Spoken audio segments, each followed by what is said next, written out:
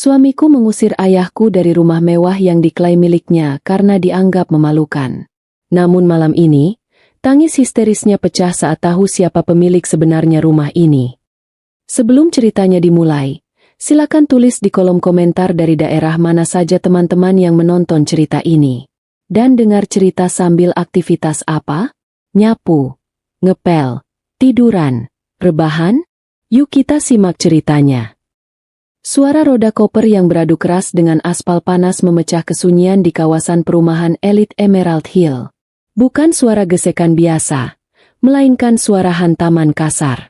Sebuah koper tua berwarna coklat kusam, yang resletingnya sudah agak macet, tergeletak miring di jalanan paving block yang bersih.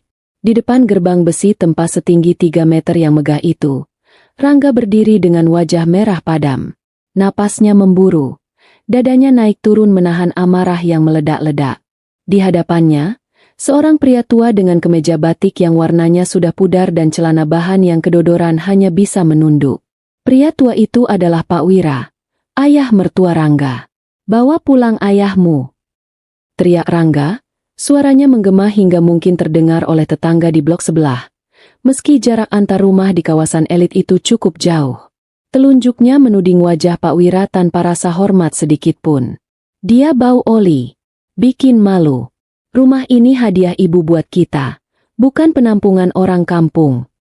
Indira, yang baru saja turun dari mobil SUV hitam mengkilap milik Rangga, terdiam kaku. Dia menatap suaminya dengan tatapan yang sulit diartikan. Tidak ada air mata di pipinya. Meski hatinya terasa seperti diremas melihat ayah kandungnya diperlakukan seperti pengemis. Ayah yang membesarkannya seorang diri dengan tangan yang selalu berlumuran oli bengkel demi menyekolahkan Indira hingga sarjana. Di teras rumah bergaya Eropa klasik itu, dua wanita lain berdiri sambil melipat tangan di dada. Bu Marisa, ibu mertua Indira, tersenyum sinis sambil mengibaskan kipas lipat mahalnya, seolah kehadiran Pak Wira membawa hawa panas yang mengganggu.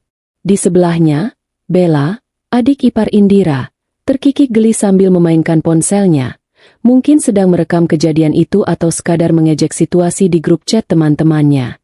"Sudahlah, Indira," seru Bu Marisa dari teras. Suaranya dibuat-buat agar terdengar elegan namun menyakitkan. "Suamimu benar. Lihat penampilan ayahmu. Apa kata tetangga nanti kalau melihat ada tukang kebun masuk lewat pintu depan? Suruh dia pulang. Nanti ibu kasih ongkos bus." Bella menimpali dengan nada manja yang menyebalkan. "Iya, Mbak Indira. Lagian, Mas Rangga kan sudah capek-capek kerja jadi vice president di perusahaan tambang. Masa rumah barunya dikotori sama bau bengkel? Iyu." Pak Wira perlahan membungkuk. Tangannya yang keriput dan kasar gemetar saat meraih pegangan koper tuanya. "Indira, nak." Suaranya parau dan pelan. "Bapak pulang saja ya. Bapak memang tidak cocok di sini. Bapak tidak mau bikin suamimu marah." Hati Indira mencelos. Dia melangkah cepat, mendahului Rangga, dan menahan tangan ayahnya. "Bapak tidak kemana-mana," ucap Indira tegas, meski volumenya rendah. Dia menatap mata ayahnya lekat-lekat, menyalurkan kekuatan. "Bapak tamu kehormatan Indira." Rangga mendengus kasar. Dia berjalan mendekati Indira, mencengkeram lengan istrinya. "Kamu jangan membantah aku di depan ibu. Kamu lupa siapa yang beli rumah ini? Ini rumah hasil kerja kerasku dan bantuan ibu. Kamu itu cuma istri yang numpang hidup. Turuti kata-kataku atau kamu sekalian ikut pulang ke kampung sama bapakmu." Indira menepis tangan Rangga dengan gerakan tenang namun bertenaga. Dia membetulkan letak blazernya, lalu menatap Rangga tepat di manik mata. Tatapan Indira begitu dingin, berbeda dari biasanya yang penurut. "Kamu yakin mau mengusir kami, Rangga?" tanya Indira pelan. "Kamu yakin mengusir pemilik sebenarnya?" Rangga tidak mendengar kalimat terakhir Indira dengan jelas karena dia sudah berbalik badan dengan angkuh. Dia merasa sudah memenangkan perdebatan itu. Baginya, diamnya Indira adalah tanda kekalahan. "Cepat bereskan drama ini. Aku mau masuk." "Panas," gerutu Rangga. Dia melangkah menuju pintu utama yang dilengkapi dengan teknologi smart lock canggih seharga puluhan juta. Pintu besar dari kayu jati ukir itu tampak kokoh dan mengintimidasi. Dengan gaya sok berkuasa, Rangga menempelkan ibu jarinya ke sensor sidik jari. Dia sudah membayangkan pintu itu akan terbuka otomatis, menyambutnya sebagai raja di istana barunya. Bip!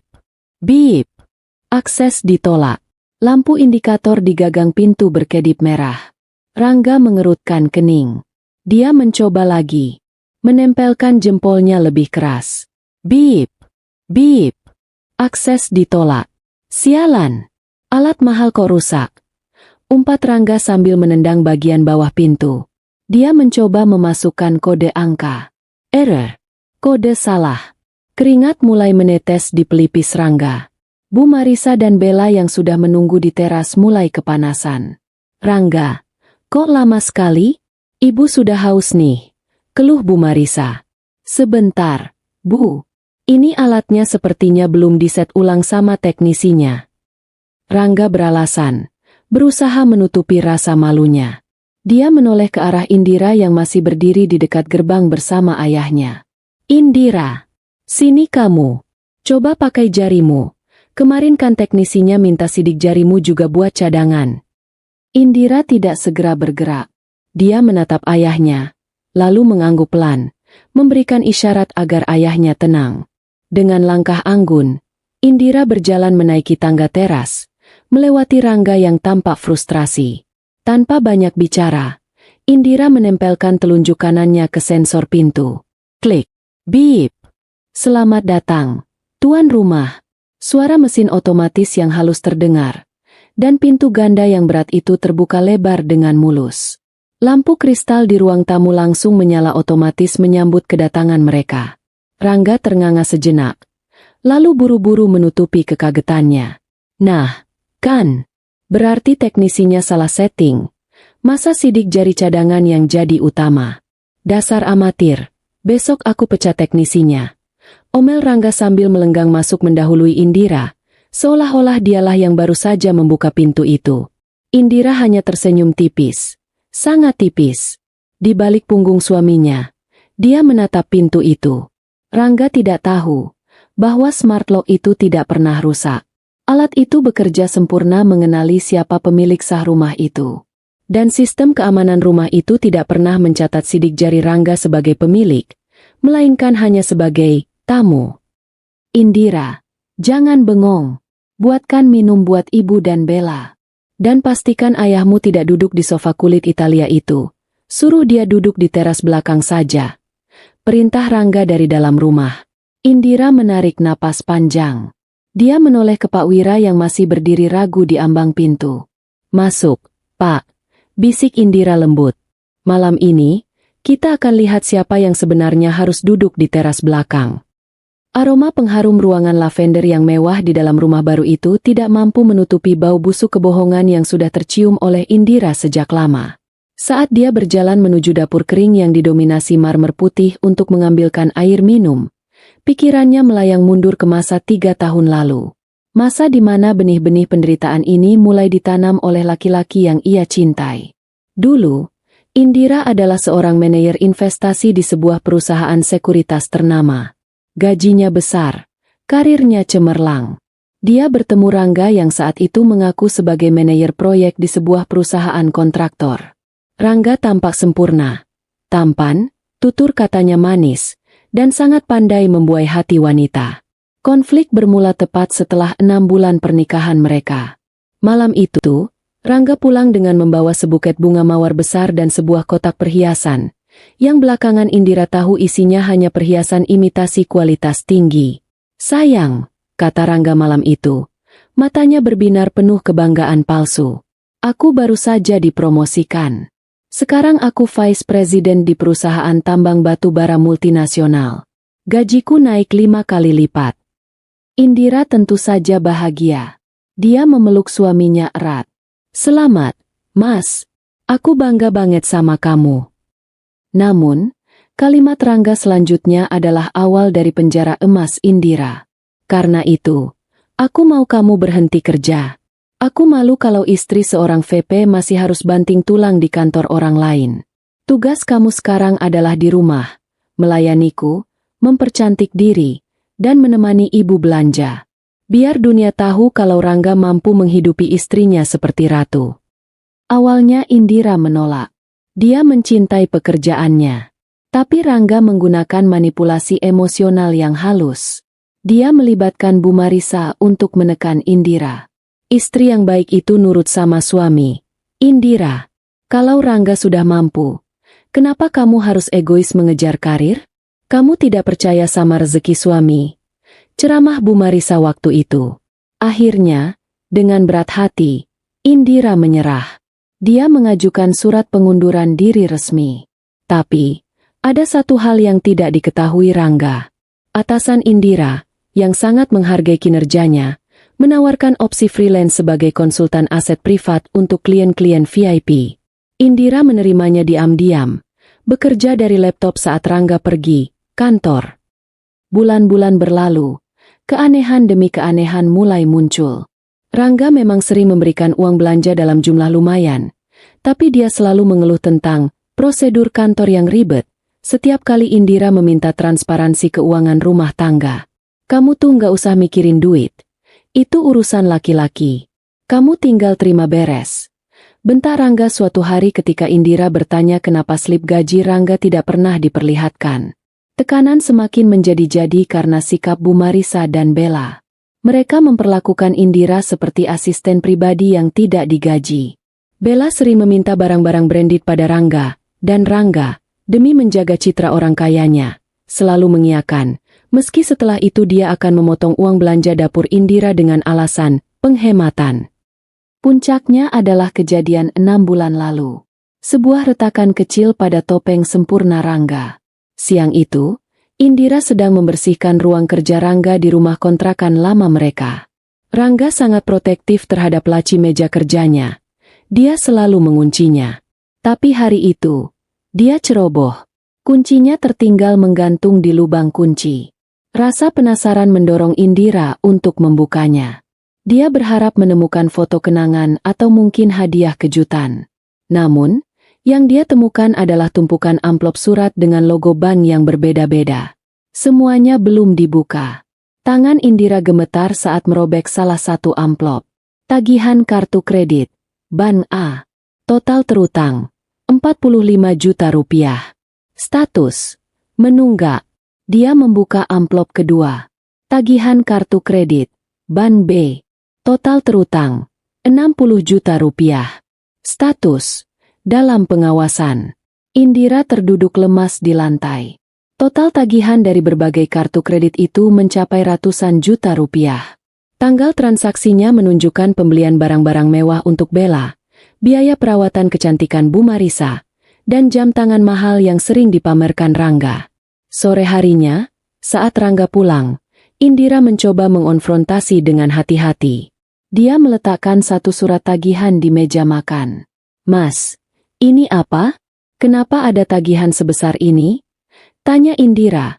Suaranya bergetar menahan tangis. Rangga yang baru pulang tampak kaget sejenak.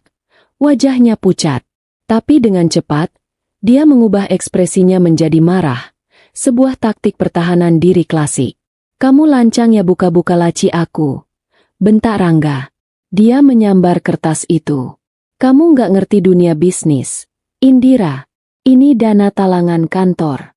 Perusahaan pakai kartu kredit pribadiku dulu untuk entertain klien. Nanti bulan depan juga diganti full sama kantor plus bonus. Kamu tuh ya, bisanya cuma curiga. Dasar orang susah. Lihat angka segitu aja panik." Indira terdiam. Penjelasan itu tidak masuk akal bagi seorang mantan manajer investasi seperti dirinya. Perusahaan multinasional tidak akan menggunakan kartu kredit pribadi karyawan untuk operasional ratusan juta, apalagi membiarkannya menunggak berbunga-bunga. Dan soal rumah baru. Rangga melanjutkan bualannya, berusaha mengalihkan isu. "Bulan depan kita pindah. Ibu baru saja mencairkan deposito warisan kakek. Ibu membelikan kita rumah di Emerald Hill. Tunai. Itu bukti kalau keluargaku kaya raya. Beda sama keluargamu yang miskin itu." Kata-kata itu terngiang kembali di telinga Indira saat dia menuangkan air dingin ke dalam gelas kristal di dapur mewah rumah Emerald Hill itu. Rumah ini, Rangga bilang ini hadiah dari Bu Marisa. Rangga bilang ibunya yang membelikan. Padahal, 6 bulan lalu, Indira tahu persis saldo rekening Bu Marisa bahkan tidak cukup untuk membayar uang muka mobil LCGC, apalagi rumah seharga 5 miliar. Indira menatap pantulan wajahnya di lemari es 2 pintu yang mengkilap. Dia ingat saat dia menerima telepon dari teman lamanya yang bekerja di bank tempat Bu Marisa menyimpan uang. Temannya memberitahu bahwa ada penarikan paksa dan penutupan rekening karena saldo nihil, bukan pencairan deposito miliaran rupiah. Lalu dari mana uang untuk gaya hidup Rangga selama ini? Dan dari mana uang untuk membeli rumah ini jika Rangga sebenarnya terlilit utang? Jawabannya adalah pengkhianatan terbesar. Uang itu bukan dari Bu Marisa. Dan rumah ini, status kepemilikannya adalah kunci yang akan menghancurkan leher Rangga malam ini. Indira! Mana minumnya? Lama banget sih. Teriakan Bella dari ruang tengah memuyarkan lamunan Indira. Indira tersenyum dingin. Dia meletakkan nampan berisi gelas-gelas itu. Sabar, Bella. Gumamnya pelan. Minumlah sepuasnya, karena setelah malam ini, mungkin kamu cuma bisa minum air keran. Dengan langkah mantap, Indira membawa nampan itu ke ruang tengah, di mana sandiwara babak selanjutnya akan segera dimulai. Sinar matahari sore menembus tirai tipis di apartemen sewaan mereka 6 bulan yang lalu, menciptakan bayangan panjang yang seolah meramalkan kegelapan yang akan segera menimpa rumah tangga Indira. Hari itu adalah hari Sabtu, dan seperti biasa, Rangga menghabiskan waktu berjam-jam di kamar mandi, melakukan ritual perawatan dirinya yang berlebihan. Dia selalu ingin terlihat sempurna, wangi, dan necis. Indira sedang melipat pakaian di tempat tidur ketika ponsel Rangga yang tergeletak di nakas bergetar hebat. Awalnya Indira mengabaikannya. Dia sangat menghormati privasi suaminya. Sebuah prinsip yang selama ini dia pegang teguh meski Rangga sering melanggarnya terhadap Indira. Namun, getaran itu tidak berhenti. Ponsel itu berbunyi terus-menerus, seolah si penelepon sedang dalam keadaan darurat yang sangat mendesak. Di layar, muncul deretan nomor tidak dikenal tanpa nama. Karena khawatir ada kabar buruk dari keluarga atau urusan pekerjaan penting, mengingat Rangga mengaku sebagai vice president yang sibuk, Indira memutuskan untuk mengangkatnya. Halo? Maaf, Mas Rangga sedang. Hai maling. Mana suami lo? Suara bentakan kasar dari seberang sana membuat Indira menjauhkan ponsel dari telinganya karena kaget. Jantungnya berdegup kencang. Maaf, ini siapa ya? Anda bicara dengan istrinya.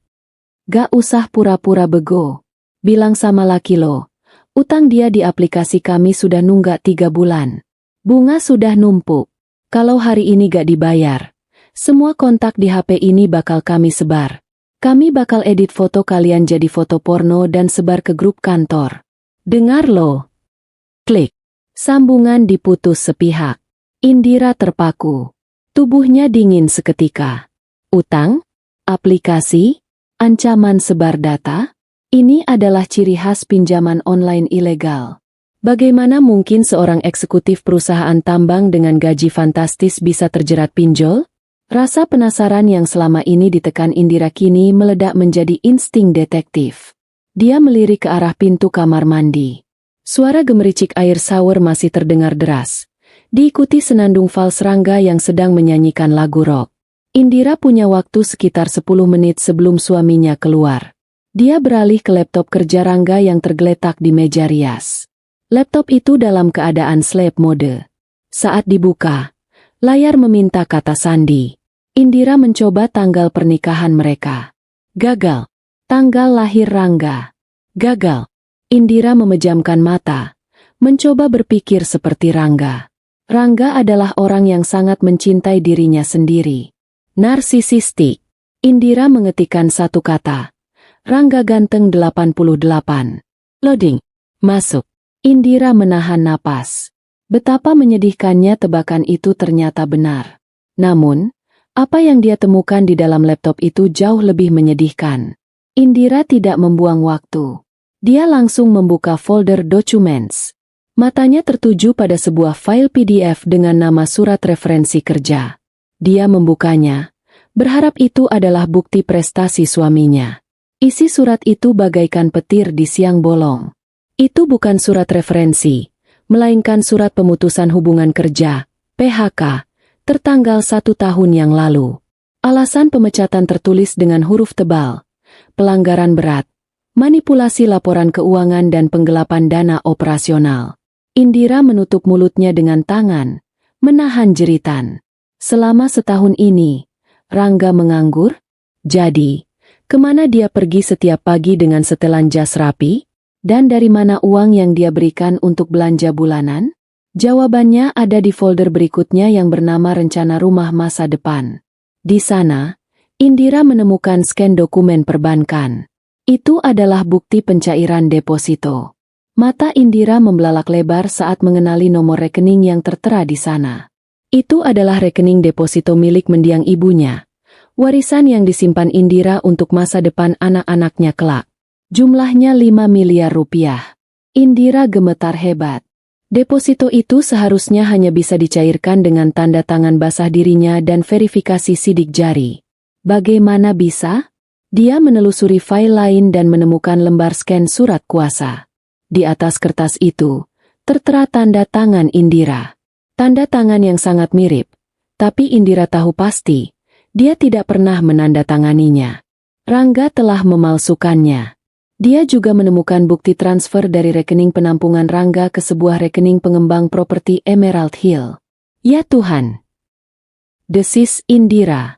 Air matanya menetes, bukan karena sedih, tapi karena kemarahan yang mendidih. Rangga mencuri uang warisan ibunya, membelikan rumah mewah itu, dan berencana mengklaimnya sebagai hadiah dari Bu Marisa untuk menaikkan gengsi ibunya sendiri. Kepingan puzzle itu menyatu dengan sempurna. Rangga ingin terlihat sukses di mata ibunya dan dunia, menggunakan uang istri yang selama ini dia rendahkan.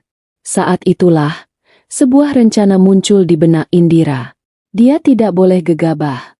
Jika dia melabrak Rangga sekarang, Rangga pasti akan menyangkal, memukul, atau bahkan kabur membawa sisa uang. Indira mengambil ponselnya sendiri. Dia mencari kontak nama, Kevin. Kevin adalah teman kuliahnya dulu, mantan pacar yang kini menjadi sahabat baik, dan kebetulan bekerja sebagai notaris rekanan di pengembang Emerald Hill, fakta yang tidak diketahui Rangga. Indira mengirim pesan singkat. Vin, tolong cek transaksi atas nama Rangga Baskoro di Emerald Hill. Unit B12. Urgent. Semenit kemudian, Kevin menelepon balik. Indira mengangkatnya dengan suara berbisik. Indira? Tumben. Ada apa? Vin, transaksi itu statusnya apa? Oh, suamimu? Iya, dia baru saja transfer pelunasan kemarin. Tapi anehnya, dia minta akta jual beli, AJB, dan sertifikatnya dibuat atas nama ibunya, Bu Marisa. Padahal dana masuk terdeteksi dari pencairan deposito atas namamu. Aku baru mau hubungi kamu buat konfirmasi. Apa benar ini hadiah kamu buat mertua? Indira mencengkeram ujung meja. Bukan, Vin. Dia memalsukan tanda tanganku. Dia mencuri uangku. Hening sejenak di seberang sana. Bajingan. Oke, aku batalkan transaksinya sekarang. Kita lapor polisi. Jangan. Sela Indira cepat. Dia menatap pintu kamar mandi. Suara air sudah berhenti. Waktunya hampir habis. Jangan batalkan.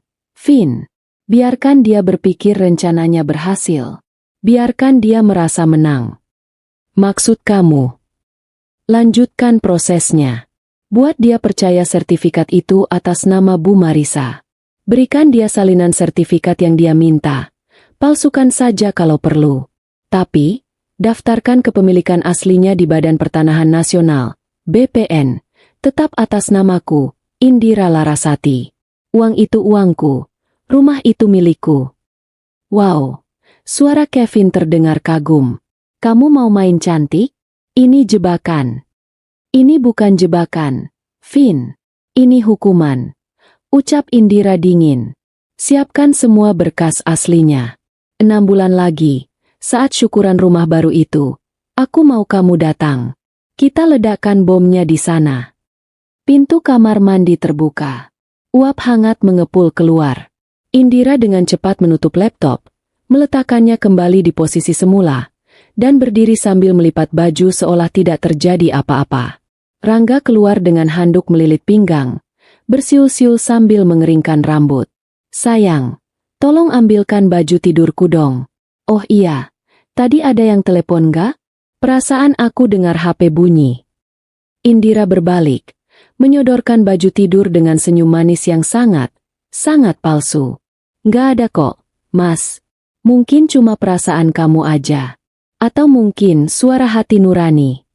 Hah? Ngomong apa sih kamu? Gaje. Cibir Rangga sambil merebut baju itu. Indira menatap punggung suaminya. Nikmatilah sisa waktumu menjadi raja, Mas. Karena tahtamu sedang aku gergaji. Batin Indira. Kembali ke masa kini, di ruang tengah rumah mewah Emerald Hill yang megah namun terasa dingin. Suasana tegang setelah insiden di gerbang depan tadi sedikit mereda, berganti dengan kesibukan palsu menjelang acara syukuran. Rangga mondar-mandir di ruang tamu, sibuk mengatur posisi vas bunga impor agar terlihat sempurna di kamera saat nanti para tamu datang. Dia sudah berganti pakaian, kini mengenakan setelan jas semi-formal yang membuatnya tampak berwibawa, kulit luarnya saja. Indira, mana kue-kuenya? Tamu undangan, Pak Camat dan teman-teman sosialita ibu sebentar lagi datang. Jangan bikin malu, teriak Rangga tanpa menoleh. Indira baru saja keluar dari kamar tamu di lantai bawah. Dia tidak membawa ayahnya ke hotel. Setelah berpikir cepat, Indira memutuskan bahwa mengusir ayahnya, bahkan ke hotel mewah sekalipun, masih terasa sebagai kekalahan. Rumah ini miliknya. Ayahnya berhak ada di sini. Dia telah menempatkan Pak Wira di kamar tamu VIP yang seharusnya diperuntukkan bagi kolega bisnis hayalan Rangga. Kamar itu luas, dengan kasur empuk dan pendingin ruangan yang sejuk. Bapak istirahat di sini dulu ya, ucap Indira lembut tadi, sambil menyelimuti kaki ayahnya yang lelah. Jangan keluar sebelum Indira panggil. Ada yang harus Indira selesaikan. Pak Wira hanya mengangguk pasrah. Nak, jangan bertengkar sama suamimu gara-gara bapak. Bukan gara-gara bapak. Ini gara-gara dia lupa siapa dirinya. Jawab Indira sambil mencium tangan keriput itu. Kini, di ruang tengah, Indira mengabaikan teriakan Rangga. Dia berjalan tenang menuju dapur, mengecek catering yang sudah dia pesan. Tentu saja menggunakan uang pribadinya yang dia tabung dari hasil kerja freelance, bukan uang belanja Rangga yang menyedihkan itu. Bu Marisa sedang duduk di sofa, sibuk membedaki wajahnya yang sudah tebal dengan makeup. Indira, itu ayahmu dikurung saja di kamar belakang. Awas kalau dia keluar pas ada tamu. Ibu nggak mau bau oli nempel di sofa mahal ini. Bella menimpali sambil mengunyah nastar. Iya, Mbak. Lagian nekat banget sih bawa orang kampung ke sini. Ngerusak vibes aja. Indira berhenti sejenak. Dia menatap kedua wanita itu. Dalam hati, dia menghitung mundur. 3 jam lagi. Nikmati nastar itu. Bella, itu mungkin makanan enak terakhirmu. Tenang saja, Bu. Bella, jawab Indira datar. Ayahku tahu diri. Dia tidak akan keluar sembarangan.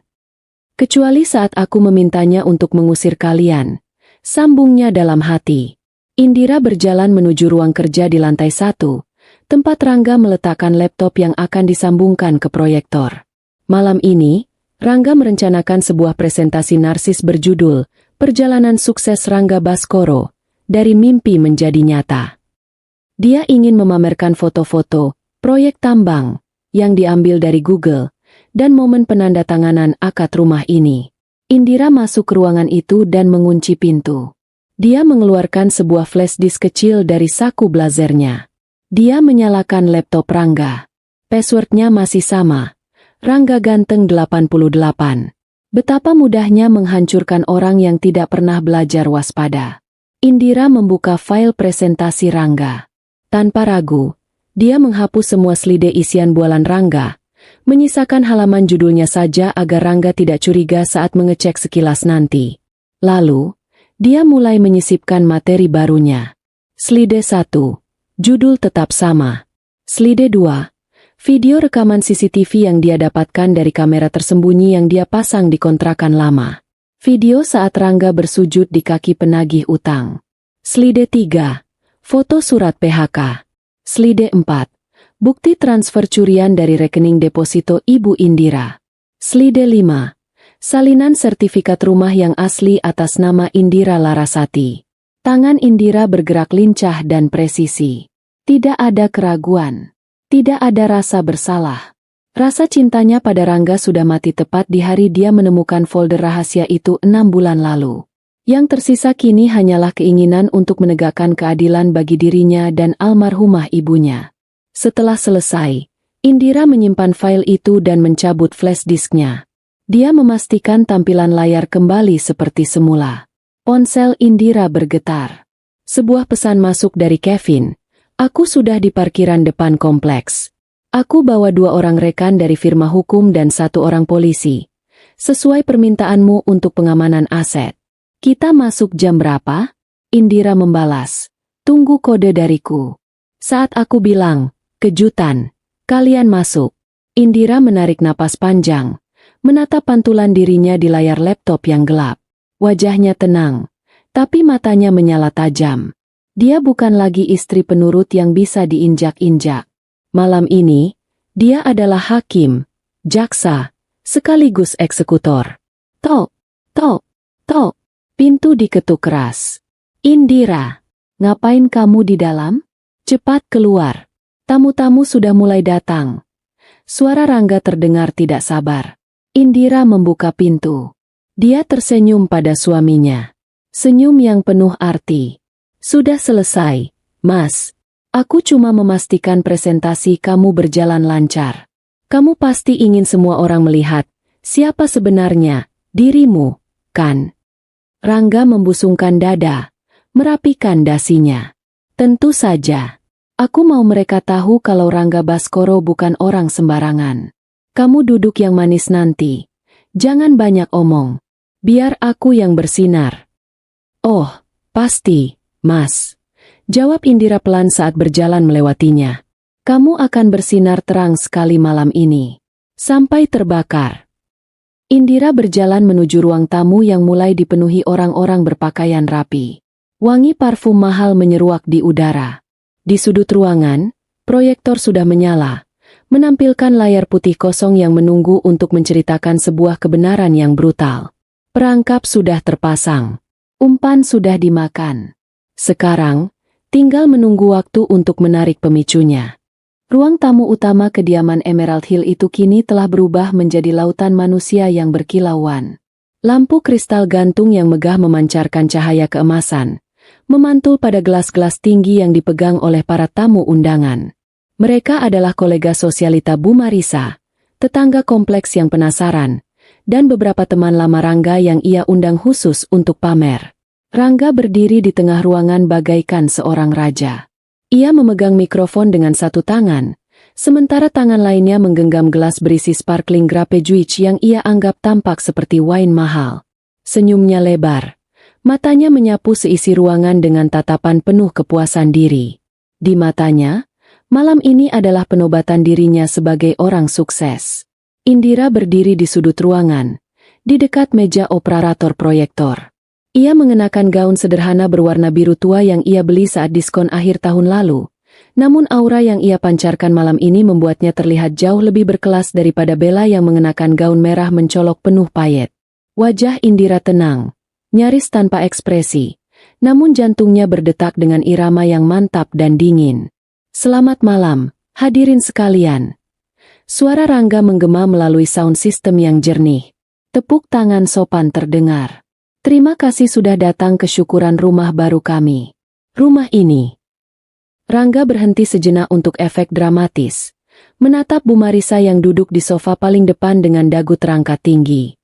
Rumah ini adalah bukti cinta saya kepada ibu saya, wanita yang melahirkan saya.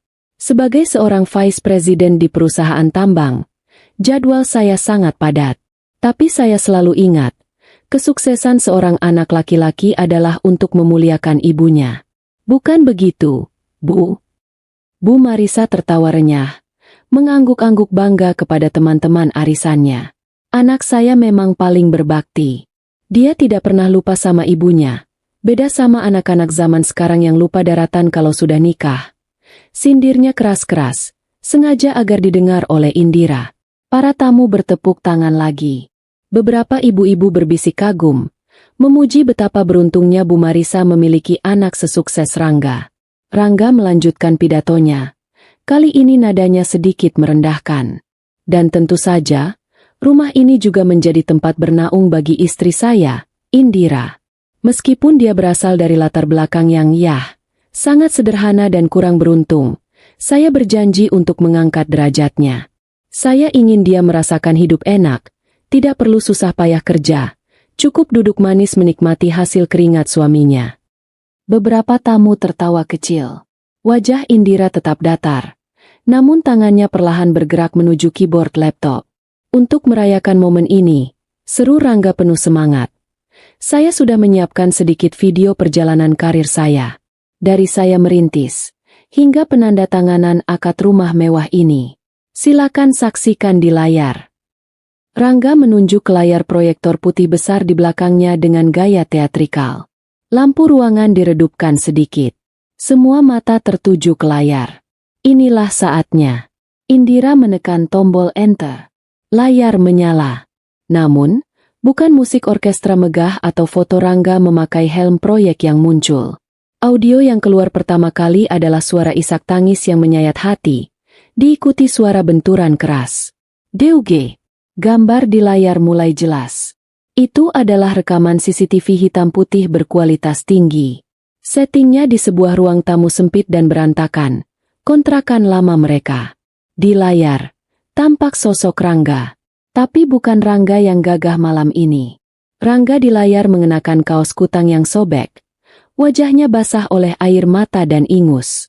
Dia sedang bersujud, mencium kaki seorang pria bertato yang duduk di kursi sambil merokok. Suara Rangga di video terdengar jelas, melengking histeris. Ampun, Bang. Tolong jangan potong jari saya. Saya janji bayar minggu depan. Saya akan tipu istri saya lagi. Saya akan ambil perhiasannya buat bayar bunga. Tolong, Bang, kasih saya waktu. Hening. Keheningan yang mencekam seketika menyelimuti ruang tamu mewah Emerald Hill. Gelas yang dipegang salah satu tamu terjatuh dan pecah. Prang. Namun tidak ada yang mempedulikan suara itu. Semua mata terpaku pada layar yang mengerikan itu. Di video, pria bertato itu menendang bahu Rangga hingga terjengkang. Lo bilang lo bos tambang? Halah, utang judi slot aja nggak lunas-lunas. Mana duitnya? Istri lo yang bego itu masih punya simpenan nggak? Rangga di video kembali merangkak, memeluk kaki preman itu. Ada, Bang. Istri saya punya warisan ibunya. Saya lagi cari cara buat palsuin tanda tangannya. Sumpah, Bang, begitu cair. Abang orang pertama yang saya bayar. Jangan bunuh saya. Di dunia nyata, wajah Rangga berubah puncat pasi, seputih kain kafan. Mulutnya menganga, mikrofon di tangannya meluncur jatuh ke lantai, menghasilkan suara denging feedback yang menyakitkan telinga. Nyi! Video berganti slide. Kini muncul foto tangkapan layar percakapan WhatsApp antara Rangga dan kontak bernama Janda Kembang. Isi chat. Yang, transfer dong buat bayar kosan. Balasan Rangga. Sabar ya sayang, si Indira lagi pelit banget nih. Nanti kalau deposito si bego itu udah berhasil aku curi, aku beliin kamu mobil baru. Tahan ya, pura-pura sabar aja dulu sama istri kampungku itu. Bisik-bisik mulai terdengar seperti dengungan lebah yang marah. Para tetangga saling pandang dengan tatapan jijik. Teman-teman sosialita Bu Marisa mulai menjauhkan diri, seolah Rangga membawa penyakit menular. Ya ampun, ternyata itu suaminya, katanya VP. Utang judi, selingkuh, dan mau mencuri uang istri. Bu Marisa berdiri gemetar. Wajahnya merah padam antara malu dan marah. Bohong. Ini bohong. Matikan. Siapa yang putar video sampah ini? Teriaknya histeris. Dia menoleh ke arah Indira dengan mata melotot. Kamu. Kamu yang edit ini kan? Dasar menantu durhaka. Kamu mau fitnah anak saya? Indira tidak menjawab. Dia hanya berdiri di sana, di bawah sorotan lampu remang-remang, menatap Rangga. Tatapan Indira bukan tatapan kemarahan, melainkan tatapan belas kasihan yang merendahkan. Tatapan seseorang yang melihat seekor kecoa yang sedang sekarat. Rangga, yang seolah baru sadar dari kelumpuhannya, tiba-tiba meraung marah. Rasa malunya berubah menjadi agresi. Indira aa, teriaknya. Urat lehernya menonjol. Matikan! Matikan sekarang! Rangga berlari menerjang ke arah meja operator, berniat menghancurkan laptop itu. Tapi Indira tidak bergerak menghindar. Dia justru mengambil mikrofon yang tergeletak di meja dekatnya. Kenapa harus dimatikan, Mas? Suara Indira terdengar tenang, kontras dengan kekacauan di ruangan itu. Suaranya menggelegar lewat speaker, menghentikan langkah Rangga sejenak. Bukannya kamu ingin semua orang tahu siapa Rangga Baskoro yang sebenarnya? Itu kamu, kan? Aktor utamanya. Itu editan. Itu deepfake. Kau mau hancurkan aku, hah? Rangga berteriak panik, mencoba meyakinkan tamu-tamunya. Bapak-bapak, ibu-ibu, istri saya ini gila. Dia sakit jiwa karena iri sama kesuksesan saya. Jangan percaya. Sukses? Potong Indira tajam. Dia menekan tombol next pada laptop. Layar proyektor menampilkan gambar baru. Sebuah dokumen resmi dengan kop surat perusahaan tambang tempat Rangga dulu bekerja. Surat keputusan pemutusan hubungan kerja, PHK, nama, Rangga Baskoro jabatan terakhir, staf logistik, bukan vice president. Alasan, tindakan korupsi dan manipulasi dana. Kamu dipecat setahun lalu, Rangga. Ucap Indira, suaranya dingin menusuk tulang. Kamu bukan vice president. Kamu cuma staf biasa yang dipecat karena maling. Selama setahun ini, kamu hidup dari uang tabunganku yang kamu curi sedikit demi sedikit dari dompetku, dan sisanya dari hasil meminjam ke rentenir dengan menjaminkan nyawamu sendiri. Ruangan itu hening total. Tidak ada yang berani bernapas. Kehancuran mental Rangga terjadi secara real-time di depan mata mereka. Topeng, orang kaya baru, yang dia bangun dengan susah payah hancur berkeping-keping dalam hitungan menit. Dan soal rumah ini. Indira melangkah maju, keluar dari balik meja operator, berjalan mendekati Rangga yang kini gemetar hebat. Kamu bilang ini hadiah ibu. Indira menoleh ke Bu Marisa. Ibu. Apa ibu punya uang 5 miliar?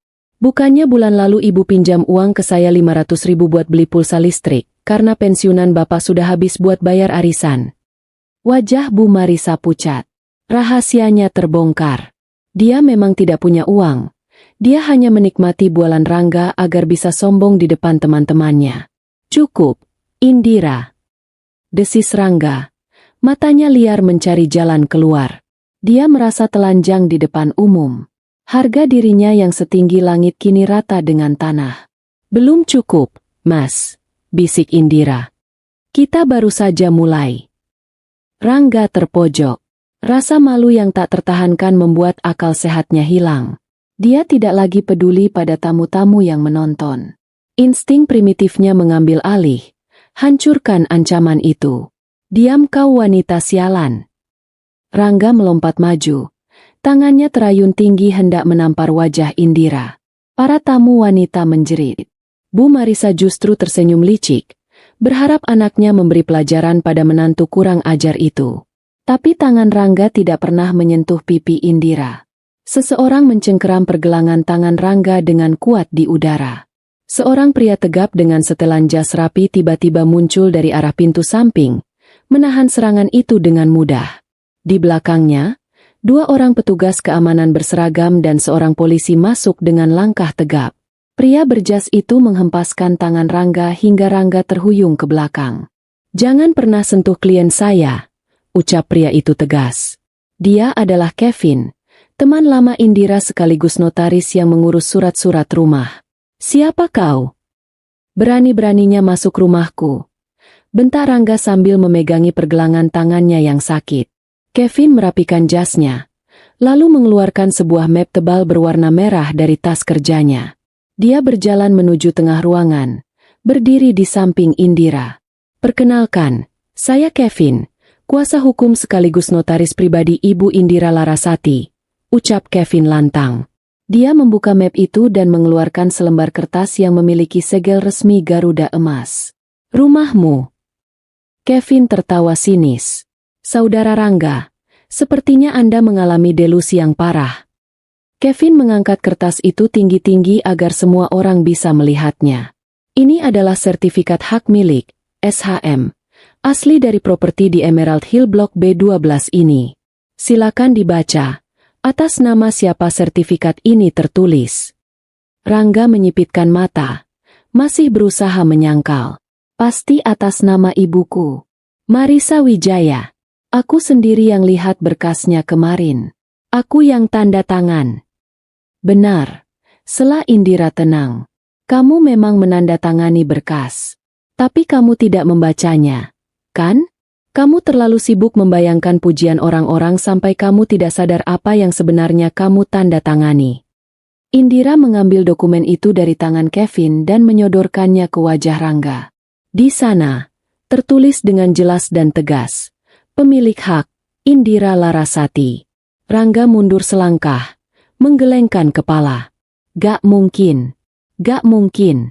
Aku transfer uangnya ke pengembang.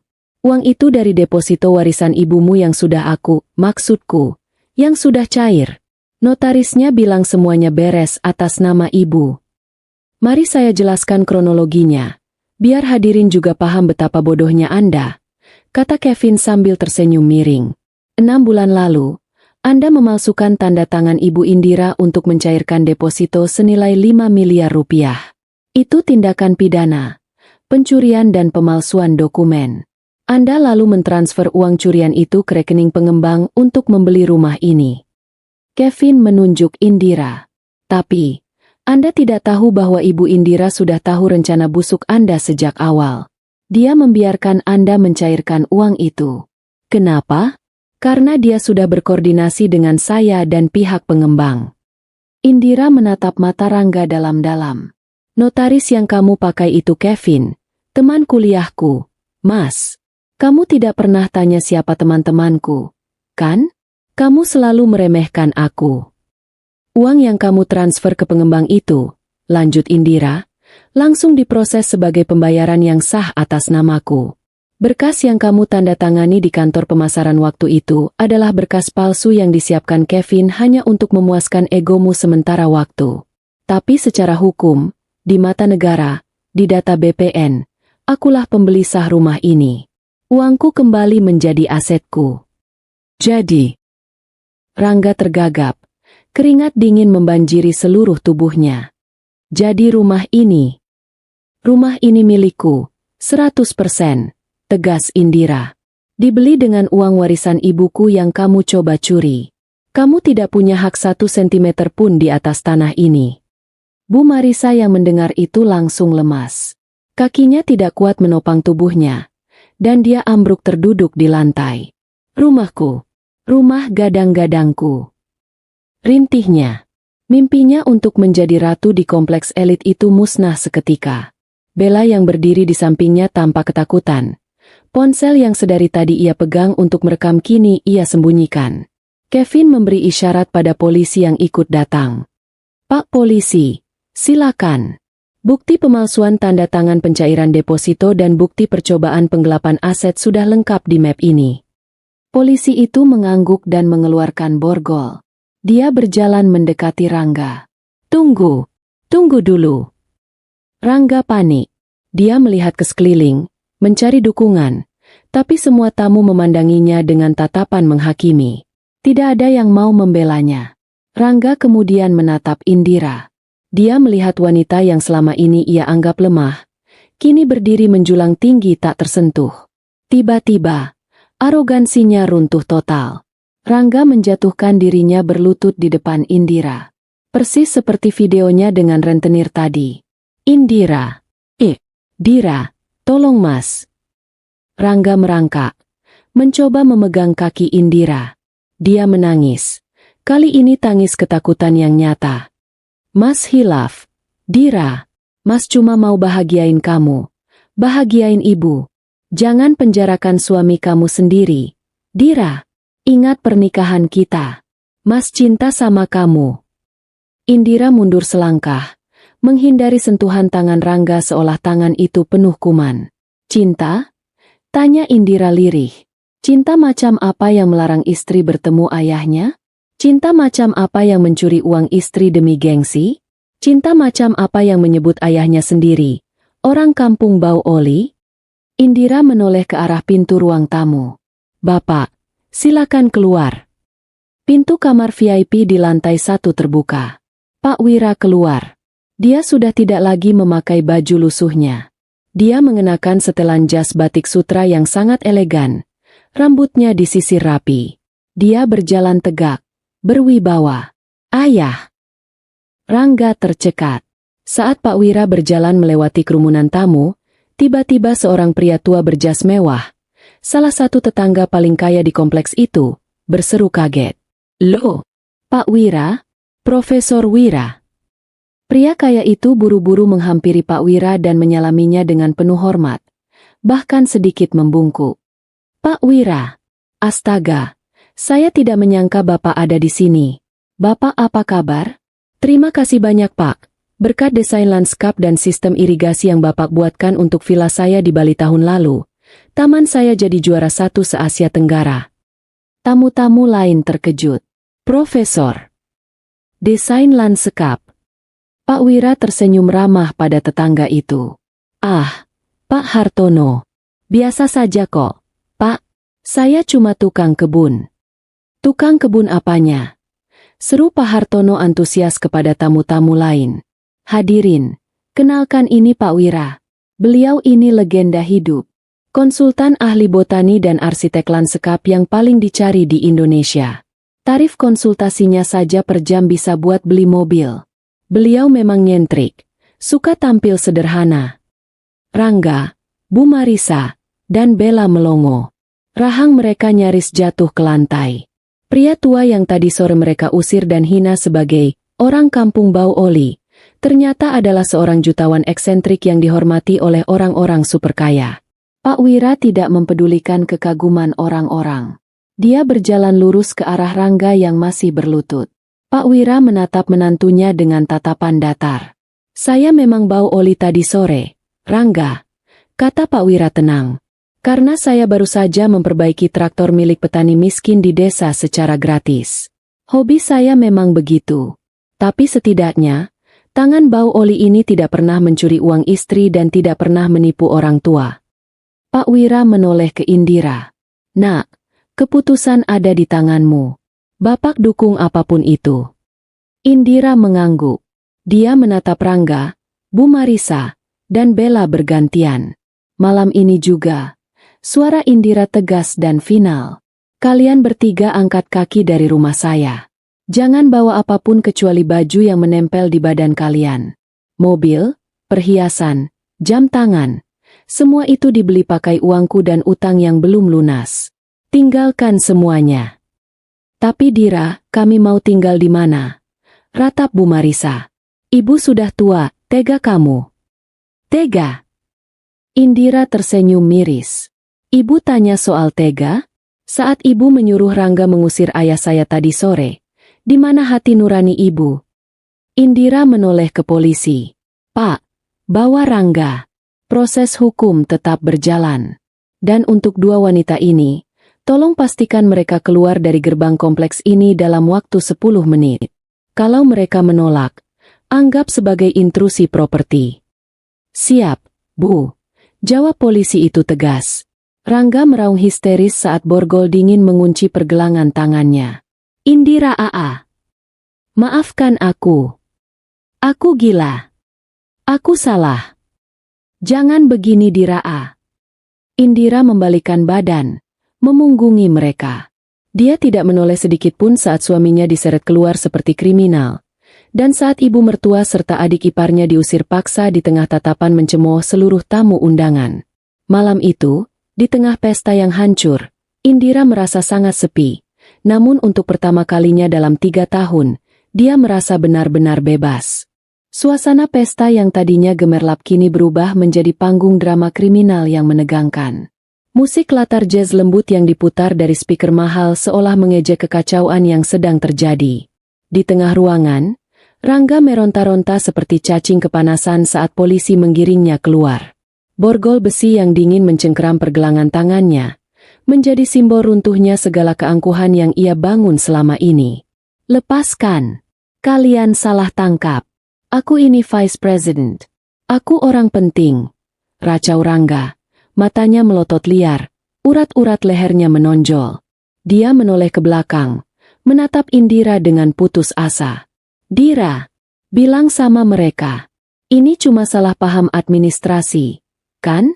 Sayang, jangan diam saja." Indira berdiri tegak di samping ayahnya, Pak Wira.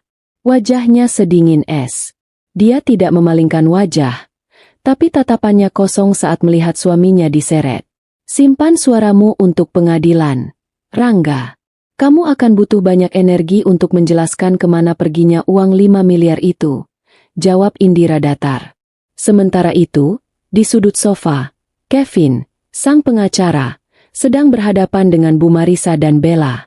Kedua wanita itu tampak sibuk memasukkan barang-barang ke dalam tas tangan mereka dengan panik. Bella menyambar toples kristal berisi kue nastar, sementara Bu Marisa mencoba menyelipkan sebuah patung hiasan kecil berlapis emas ke dalam bajunya. "Maaf, Bu, Mbak," suara Kevin terdengar tegas, menghentikan gerakan tangan mereka. "Letakkan kembali barang-barang itu."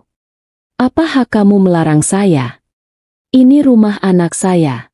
Barang-barang ini milik kami," bentak Bu Marisa. Air mata luntur bercampur bedak tebal membuat wajahnya tampak mengerikan.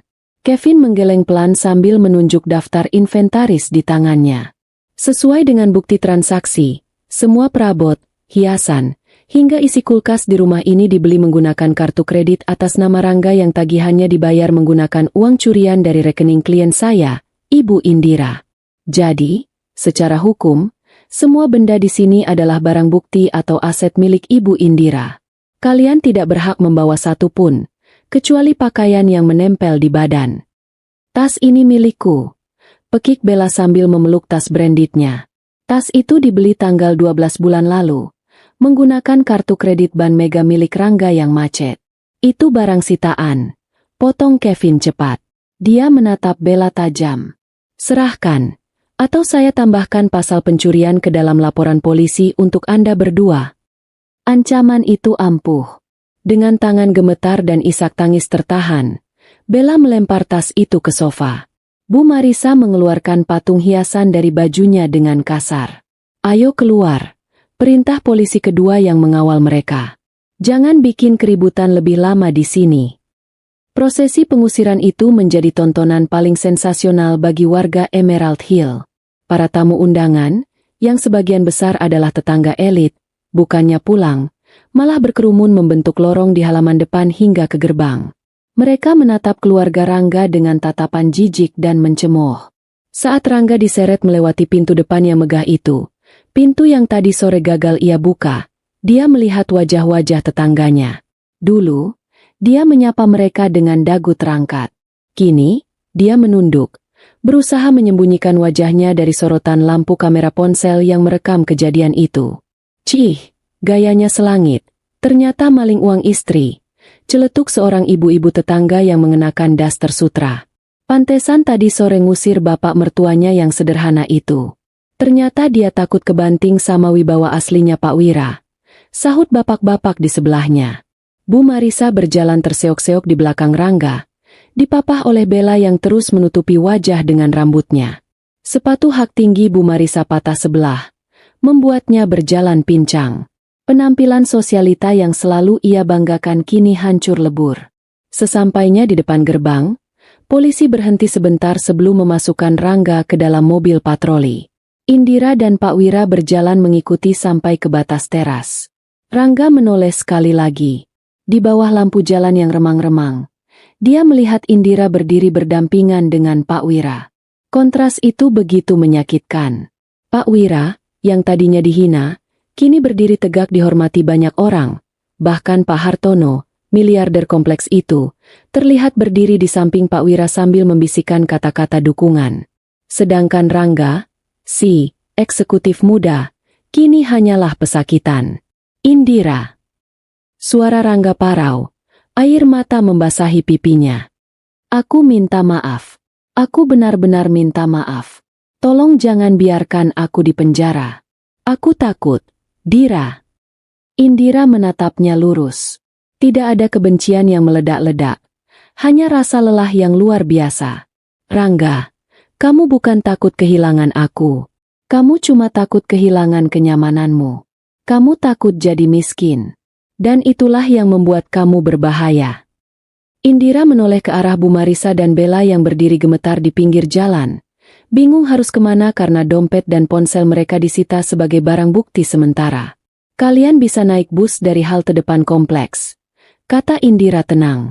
Itu saran yang sama yang ibu berikan ke bapak saya tadi sore. Kan? Karma itu berputar cepat sekali, Bu. Indira. Kamu jahat. Kamu menantu durhaka. Jerit Bu Marisa histeris. Tapi suaranya tenggelam oleh suara sirine mobil polisi yang mulai menyala. Pak Wira maju selangkah. Dia menatap besannya itu dengan pandangan iba. Bu Marisa. Nak Rangga, kekayaan itu bukan tentang apa yang kita pakai. Tapi tentang apa yang kita tanam. Kalian menanam benih kesombongan dan kebohongan. Sekarang kalian panen badai. Nikmatilah. Polisi mendorong kepala Rangga masuk ke dalam mobil. Pintu dibanting tertutup. Blam! Suara itu seperti palu hakim yang mengetuk putusan akhir. Mobil polisi perlahan bergerak menjauh, membelah kerumunan warga, membawa Rangga menuju sel tahanan yang dingin dan sempit, tempat yang sangat jauh berbeda dari kamar tidur utama mewah yang ia impikan. Di pinggir jalan, Bu Marisa dan Bella ditinggalkan begitu saja. Tanpa uang. Tanpa kendaraan, tanpa gengsi. Mereka berdiri di bawah lampu jalan yang berkedip-kedip, dikelilingi bisik-bisik tetangga yang tidak lagi menaruh hormat sedikitpun. Kevin mendekati Indira. Mbak Dira, semua sudah beres. Besok saya akan urus pembekuan sisa aset dan proses perceraian. Kamu istirahatlah. Indira mengangguk lemah. Terima kasih, Kev. Indira berbalik. Menatap rumah megah di hadapannya. Rumah yang dibeli dengan keringat ibunya dan perjuangannya. Kini, rumah itu terasa benar-benar miliknya. Bukan lagi panggung sandiwara Rangga. Dia menggandeng lengan ayahnya. Ayo masuk, Pak. Udara di luar tidak sehat. Banyak polusi. Sindir Indira halus, merujuk pada keberadaan mertua dan iparnya yang masih luntang-lantung di gerbang. Ayo, Nak. Bapak buatkan teh tubruk ya. Teh buatan bapak lebih enak daripada wine palsu suamimu tadi. Canda Pak Wira, mencoba menghibur putrinya. Gerbang otomatis Emerald Hill perlahan menutup, memisahkan dua dunia.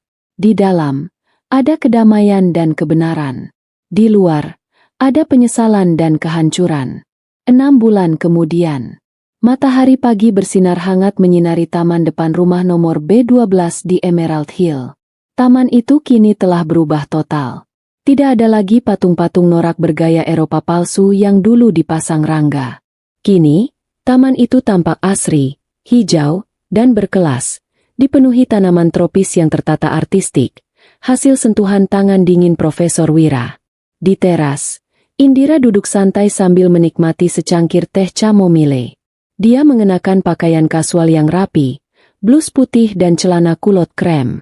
Rambutnya dipotong pendek sebahu, membuatnya terlihat lebih segar dan muda. Tidak ada lagi beban berat di matanya. Lingkaran hitam akibat begadang memikirkan utang suami sudah hilang, digantikan oleh binar mata wanita mandiri yang sukses. Setelah skandal malam itu, karir Indira justru melesat. Reputasinya sebagai wanita cerdas yang mampu membongkar kejahatan finansial suaminya menyebar di kalangan elit. Banyak klien kaya, termasuk Pak Hartono dan tetangga-tetangga kompleks, yang kini mempercayakan pengelolaan aset mereka pada firma konsultan yang baru didirikan Indira, Larasati O Partners. Dira, ini panen tomat ceri pertama kita. Manis sekali, cobalah. Pak Wira muncul dari balik rimbunan daun monstera, membawa keranjang kecil berisi tomat merah segar. Dia memakai topi bucket dan sarung tangan tanah. Terlihat sangat bahagia. Wah, segar banget, Pak. Nanti Dira buat salad buat makan siang ya. Sahut Indira sambil tersenyum. Hidup mereka tenang. Pak Wira menjadi idola baru di kompleks itu. Para tetangga sering mampir hanya untuk berkonsultasi soal tanaman atau sekadar mengobrol dengan Profesor rendah hati. Rumah itu kini penuh dengan tawa dan kehangatan yang tulus, bukan kepalsuan. Sementara itu, di seberang jalan, di balik pagar besi pembatas kompleks, seorang pria kurus dengan jaket ojek online yang lusuh sedang duduk di atas motor bebek tua. Helmnya kusam, wajahnya tertutup masker debu yang sudah hitam, tapi matanya menatap nanar ke arah rumah B12. Itu Rangga. Dia baru saja mengantar pesanan makanan ke pos satpam kompleks, karena dia dilarang keras masuk ke dalam oleh pihak keamanan yang sudah hafal wajahnya. Rangga menarik napas panjang, dadanya terasa sesak. 6 bulan lalu, dia adalah pemilik rumah itu. Dia yang menyetir mobil mewah keluar masuk gerbang itu. Sekarang, dia hanya bisa melihatnya dari celah pagar seperti pengemis mengintip restoran mewah. Setelah ditahan selama 4 bulan, Rangga dibebaskan dengan masa percobaan karena Indira berbaik hati tidak menuntut hukuman maksimal, asalkan Rangga membayar ganti rugi secara mencicil seumur hidupnya. Namun, nama baiknya sudah hancur. Tidak ada perusahaan yang mau mempekerjakan mantan narapidana penggelapan dana. Teman-temannya menjauh. Kini, dia hidup dari menjadi ojek online dan buruh serabutan. Setiap hari dia dihantui penyesalan. Kadang, saat menunggu orderan sepi, dia sering berbicara sendiri, meracau pelan. Harusnya aku VP. Harusnya itu rumahku. Harusnya aku nggak usir bapak. Gumam Rangga. Matanya kosong. Teman-teman sesama ojol sering menganggapnya agak miring atau stres berat. Hilang akal adalah deskripsi yang tepat untuk kondisi mentalnya saat ini. Dia hidup dalam bayang-bayang masa lalunya sendiri. Ponselnya berbunyi. Notifikasi orderan masuk. Jemput penumpang. Pasar becek. Tujuan. Gang Tikus 3. Rangga menghela napas berat, menyalakan mesin motornya yang berisik, dan perlahan meninggalkan gerbang surga yang dulu pernah ia tinggali. Di tempat lain, di sebuah petak kontrakan sempit di pinggiran kota yang padat dan kumuh, suasana jauh lebih suram. Atap seng kontrakan itu bocor, meneteskan air hujan sisa semalam ke lantai semen yang retak. Bu Marisa terbaring di kasur tipis tanpa dipan. Tubuhnya kurus kering. Wajahnya miring sebelah karena serangan stroke ringan yang menyerangnya sebulan setelah mereka diusir. Tidak ada lagi perawatan wajah mahal. Tidak ada lagi baju sutra. Yang ada hanya daster lusuh yang bau apek. Bella, ambilkan minum. Ibu haus. Rintih Bu Marisa dengan suara pelat. Di sudut ruangan, Bella sedang duduk bersila menghadapi tumpukan kosmetik palsu yang ia coba jual lewat live streaming di akun sosial medianya yang baru. Akun lamanya sudah dihapus karena malu dihujat netizen. Ah, ibu berisik banget sih. Ambil sendiri napa. Bella lagi kerja nih, lagi live. Bentak Bella kasar. Sifat aslinya yang egois kini berbalik menyerang ibunya sendiri. Dulu mereka bersatu menindas Indira. Kini mereka saling mangsa karena tekanan kemiskinan. Halo guys, ayo dibeli krim pemutihnya. Murah aja. Ucap Bella ke kamera HP dengan senyum palsu yang dipaksakan, mengabaikan rintihan ibunya. Kembali ke Emerald Hill. Indira berdiri di depan gerbang, melihat punggung tukang ojek yang baru saja pergi menjauh. Dia mengenali jaket itu. Dia mengenali postur tubuh itu. Tapi hatinya tidak lagi bergetar. Tidak ada rasa rindu. Tidak ada juga rasa dendam yang membara. Hanya rasa ikhlas yang melegakan. Dira? Lihat apa? Tanya Pak Wira yang menyusulnya ke depan. Indira menggeleng pelan. Tersenyum cerah. Nggak ada, Pak. Cuma lihat orang lewat. Kayaknya dia salah jalan. Indira menekan tombol di remote control kecil di tangannya. Beep. Klik. Pagar otomatis yang kokoh itu menutup perlahan, menghalangi pandangan ke jalanan luar yang panas dan berdebu. Ayo masuk, Pak. Kita lanjutkan ngetehnya. Habis ini Dira mau tunjukkan desain investasi baru buat Pak Hartono. Ajak Indira sambil merangkul bahu ayahnya. Mereka berjalan masuk ke dalam rumah yang sejuk dan damai. Di atas meja ruang tamu, terbingkai sebuah foto baru. Foto Indira dan Pak Wira yang tertawa lebar di tengah kebun tomat, dengan latar belakang rumah megah yang kini benar-benar menjadi home sweet home. Masa lalu sudah tertutup rapat di luar gerbang. Di dalam sini, hanya ada masa depan yang cerah. Dan Karma, seperti biasa, telah menyelesaikan tugasnya dengan sangat rapi di luar sana.